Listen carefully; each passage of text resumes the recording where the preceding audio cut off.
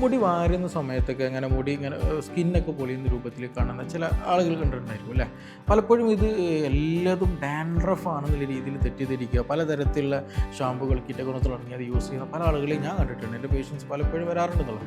അപ്പോൾ ഇത് ആക്ച്വലി സ്കാൽപ്പിൽ ഉണ്ടാകുന്ന ഡ്രൈനെസ് കാരണമായിട്ടുണ്ടാകുന്ന ഒരു സംഗതിയാണ്.